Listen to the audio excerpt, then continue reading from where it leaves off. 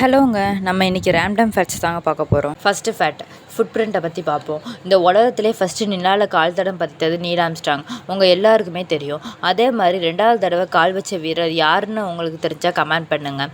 இவங்க 2 பேரும் தான் ஜூலை 20, 1969 நிலாவில் தங்களுடைய கால் தடத்தை பதிச்சவங்க. அவங்க நிலாவில் நடந்த கால் தடம் பல மில்லியன் கணக்கான ஆண்டுகள் கடந்தாலும் இன்னும் அப்படியே அழியாமல் இருக்குமா.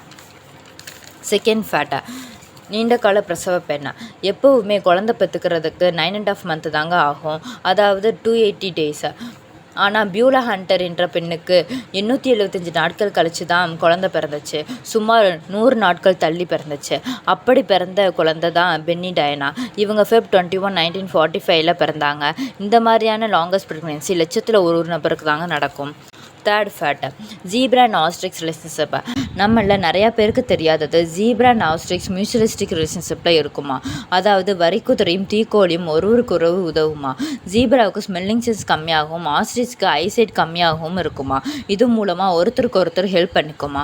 அதாவது ஜீப்ராவை ஆஸ்ட்ரிக்ஸை வேட்டையாடக்கூடிய விலங்குகிட்ட காப்பாற்றுமா. ஆஸ்ட்ரிக்ஸ் ஜீப்ராவுக்கு தேவையான உணவு எங்கே இருக்கும்னு சொல்லுமா.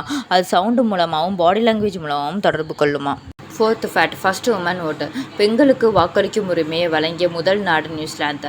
இது 19 செப்டம்பர் 1893 நிறைவேற்றப்பட்டது. பெண்கள் வாக்களித்த முதல் தேர்தல் 28 நவம்பர் 1893. அந்த தேர்தலில் 82% பெண் வாக்காளர்கள் தான் இருந்தாங்க. இதன் மூலமாக மற்ற நாடுகளும் பெண்கள் வாக்களிக்கும் உரிமையை பின்பற்றினாங்க.